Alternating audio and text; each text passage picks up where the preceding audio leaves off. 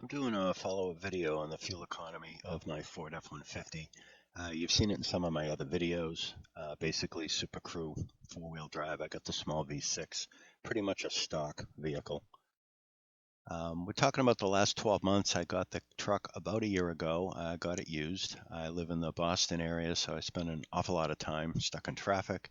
And I not only calculate the miles per gallon, but I also track what Ford reports.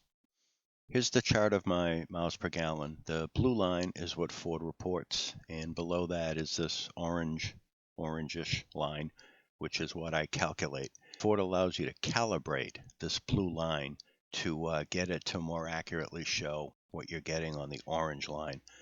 So I think when Ford calculates it, they don't have anything to lose by being optimistic about it. And they give you a way to go into the dashboard and adjust the settings on the computer to bring this blue line more in alignment with what you're seeing in the real world. Here's the winter over here. You can see my fuel economy dipped a little bit.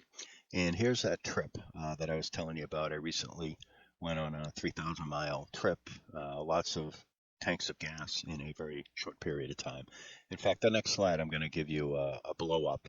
And here it is. I did 2 tanks of gas at the beginning of the trip. And it's basically above 20 miles per gallon. So I got a couple more mile per gallon, being mostly highway. This particular leg of the trip, we were on interstates, and the speeds were pretty high. The traffic was low, the speed limits were 70, and traffic in general was doing 80 plus miles an hour. And that's why this fuel economy dipped. Later on in the trip, we were on U.S. highways where the speed limit was 55, 60, and I don't typically exceed the speed limit much in those types of environments. So I was keeping my speed more in control in this area of the trip. You can see I was definitely above 20 miles per gallon.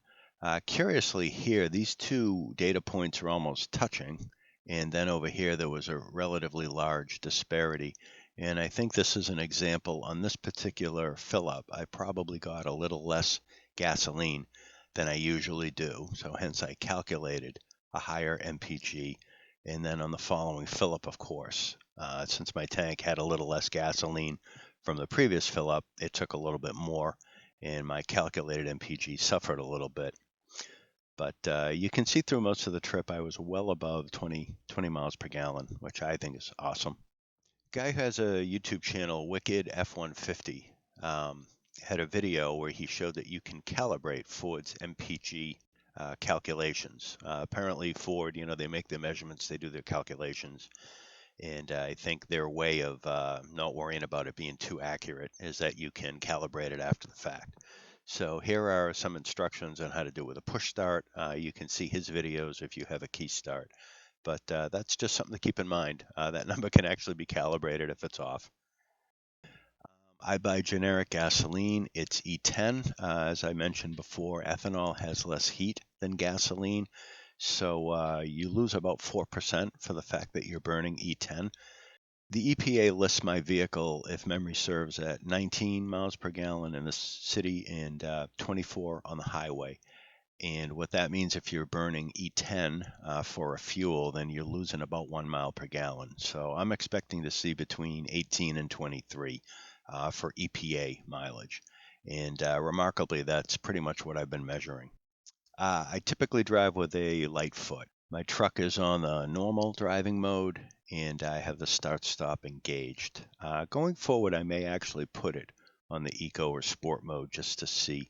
I don't think it will have much of an impact because I think the eco and the sport mode are more aimed at heavy accelerations and hard launches. The computer makes decisions on engine speeds and transmission gears to either put the engine under more of a load for eco or put the engine at a higher RPM for sport. And I think if you're light-footed, like I am up here, light-footed, it's not going to have much of an impact. But going forward, like I say, I may actually put it in one of these modes for a few months. Now that I have some baseline data, I'll be able to tell you if that makes any difference. For savings, I drove about 10,000 miles. I averaged almost 20 miles per gallon, and overall the gasoline I purchased, it averaged 2.44 a gallon. Hypothetically, if I was driving a vehicle that got 16 miles per gallon, I would have spent 1,500 on gas. But this vehicle, I calculated at 20. I spent about 1220 on gas, so I saved about $300 over a hypothetical vehicle that gets 16 miles per gallon. And thanks for watching. I hope some of you guys got something out of this. Please let me know in the comments what you think, and look forward to seeing you guys on the next video. Thanks again.